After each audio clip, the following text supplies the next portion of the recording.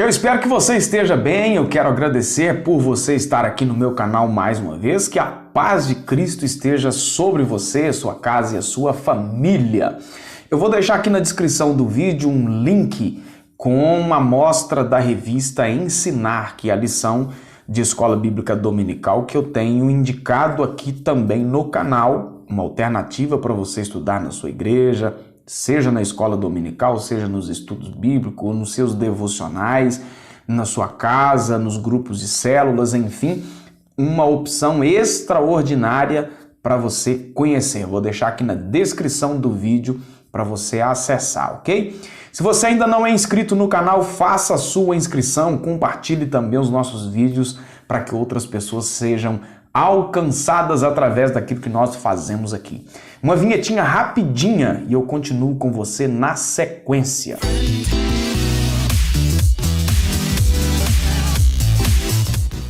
Lição de número 5 da revista Lições Bíblicas para a Escola Dominical, o reinado de Acasias é o tema da lição. Textuário da lição está em Salmos capítulo 7, versículo 9, que diz: Tenha já fim a malícia dos ímpios, mas estabeleça-se o justo, pois tu, ó justo Deus, provas o coração e a mente. A verdade prática desta lição, falando a respeito do profeta Elias, diz que ele é um exemplo e incentivo daqueles que são chamados para pregar a palavra, independente da classe, raça ou credo. Elias agiu com coragem para cumprir o propósito que Deus havia designado para ele. O objetivo geral desta lição é ressaltar a importância do relacionamento íntimo com o Senhor para cumprir os propósitos que ele tem na nossa vida. A lição de hoje é baseada no episódio que você pode conferir o texto bíblico no segundo livro dos Reis, capítulo de número 1. O reinado de Acasias, que foi um rei que reinou por pouco tempo, 2 anos apenas, e está na lista dos reis mais perversos da história de Israel. Um reinado marcado pela idolatria, desobediência e total indiferença em relação às coisas de Deus. Acasias fez tudo aquilo que era mal aos olhos do Senhor, igual ou até pior do que alguns de seus antepassados, como era o caso do seu pai Acabe e da sua mãe Jezabel. Acasias teve um problema, que ele sofreu uma queda da sacada do palácio real. Isso causou a ele um sofrimento grande, porque o seu ferimento não foi reparado para que ele voltasse então a ter uma vida plena com saúde. Diante disso, ele cometeu o erro de consultar uma divindade dos filisteus, que é Baal-zebub. Acasias era filho, como eu acabei de dizer, de Acabe e de Jezabel. Ele foi o sucessor do seu pai ao trono. Acasias, ele era um seguidor, ele venerava, era um adorador desse deus filisteu. Ele teve um pequeno período, na liderança da nação e foi marcado aí por um tempo muito difícil para a nação de Israel. Ele é mencionado na Bíblia como um rei que fez tudo aquilo que era mal aos olhos do Senhor. Lembrando que a vida pública dos reis estava totalmente ligada com as questões espirituais. Quando o rei fazia o que era mal aos olhos do Senhor, desobedecia ao Senhor, reviria como ele achava que deveria, a nação também pagava um preço alto, porque as duas coisas aqui estavam casadas, A questão política da nação, a questão governamental, era Deus quem dava o rei para a nação, e estava interligado com as questões espirituais. Então o rei, ele era o líder político e também o líder religioso, apesar da interferência e da ação dos profetas e dos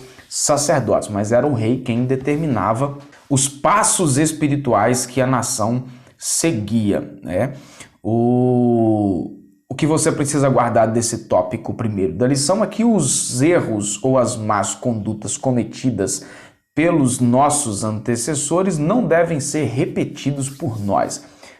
Acasias seguiu o exemplo ruim daquilo que ele tinha na sua própria casa e exemplo de outros mais na história de Israel. A gente precisa fazer algo diferente, né?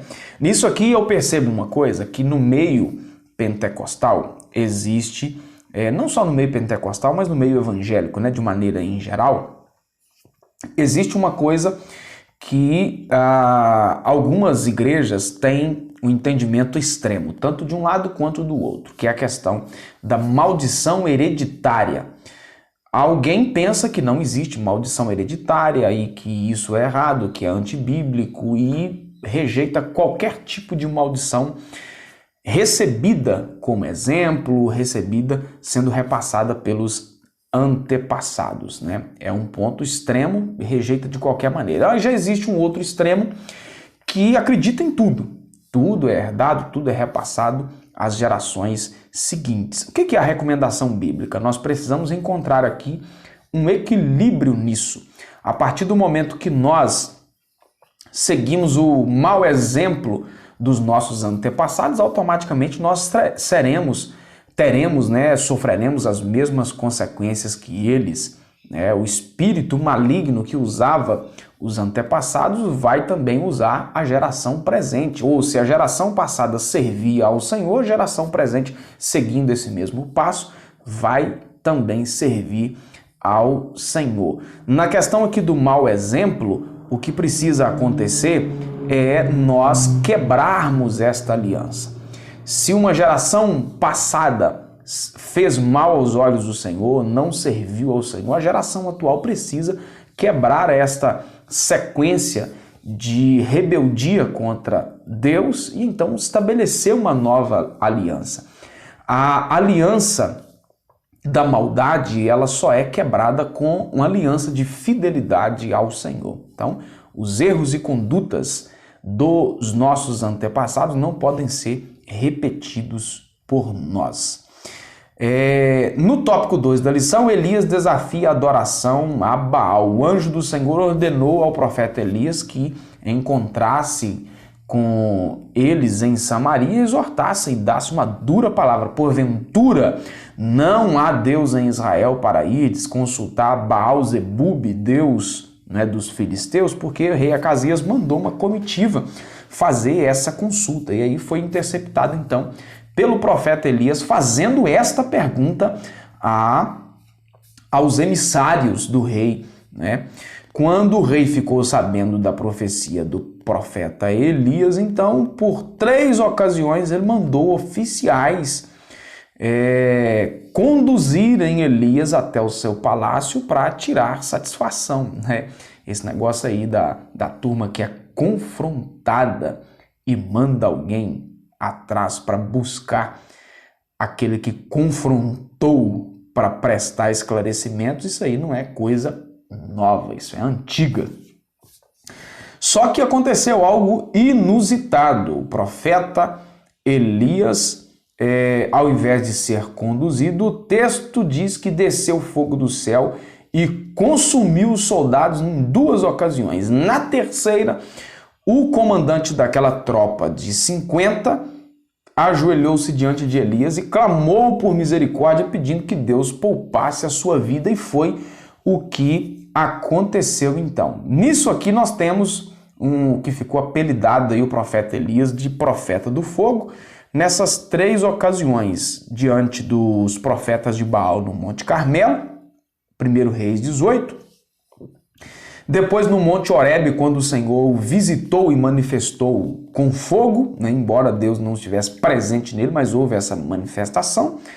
E agora nesse episódio do 2º livro dos Reis, capítulo 2, quando por 2 vezes desceu o fogo do céu, consumindo então os soldados e os comandantes daquelas tropas. O que você precisa guardar desse tópico 2 é que servir a Deus e permanecer fiel requer coragem e determinação diante dos desafios e adversidades. Elias, vez ou outra, era confrontado, né, era repreendido por fazer o certo, né, pelas autoridades de Israel. Aquele que é chamado por Deus precisa ter a consciência de que ele vai ter que enfrentar em algum momento alguns embates desse tipo, e não é coisa fácil, né? Quem se coloca na brecha para ser usado por Deus vai ter alguns dilemas a serem solucionados. Tópico 3 da lição, a doença de Acasias e a sua morte. O julgamento de Deus contra Acasias foi que Deus mandou o profeta Elias dizer a ele que ele não sairia vivo da cama, ele iria morrer. Por consequência, então, dessa sua obstinada idolatria. Eu falei aqui na lição anterior que a idolatria, no contexto bíblico, é comparada ao pecado de adultério, né? É substituir Deus por uma outra coisa, né? Não necessariamente precisa ser uma imagem de escultura propriamente dito, né? Jesus disse que onde estiver o nosso tesouro, aí estará também o nosso coração. Muita gente coloca o seu tesouro nos bens que possui, no dinheiro que guarda, em pessoas, né? Tem muita gente que são idólatras de pessoas, né? Você acha, por exemplo, que alguém que tatua a figura de um artista, de alguém que ele gosta no próprio corpo, aquele artista não é um ídolo para aquela pessoa? Né? É desse nível de idolatria que nós estamos falando. Deus não tolera essa desobediência, né? E aqueles que ouvem a palavra de Deus e permanecem de maneira obstinada, pecaminosa, deliberadamente entregue ao pecado, ele vai receber em algum momento o tratamento de Deus, né? Salmo 73, Asaf diz que Deus não está longe, à parte de tudo aquilo que está acontecendo, né? A linguagem lá de que Deus estaria adormecido é que Deus está esperando o momento certo para agir, e ele faz isso. Ao ser convocado à presença do rei pelos oficiais e seus soldados, Elias não voltou a palavra atrás e disse ao rei Acasias que ele iria morrer, né? E que ele não iria sobreviver. Ele manteve firme a sua palavra, convicto de que ele estava na direção de Deus. O que você precisa guardar desse tópico 3 é que os pecados constantes e a falta de arrependimento podem nos levar à morte física e também à espiritual. A palavra de Deus nos diz que o preço pelo pecado, o salário do pecado é a morte, é exatamente a morte. Que Deus tenha misericórdia de nós e que sejamos sensíveis a ouvir a sua voz. Então nós temos esse período da história de Israel, 2 anos apenas do reinado de Acasias, e foi marcado por duas coisas. Marcado pela idolatria e pela infidelidade com Deus, e marcado também pelo profeta que não teve medo e confrontou as transgressões de Acasias, né? E por essa razão ele quase foi preso. Todavia, ele seguiu em frente, cumpriu a sua missão. Esse aqui que é o grande segredo. Nós precisamos, aquele que tem um chamado de Deus, seguir a sua missão, cumprir o seu propósito, fazer aquilo que o Senhor lhe incumbiu de fazer. Deus cuida do resto, tá certo? Deus abençoe você, a sua casa em abundância. Fique firme na presença de Deus, porque Deus está cuidando de você. Um abraço, até o próximo vídeo.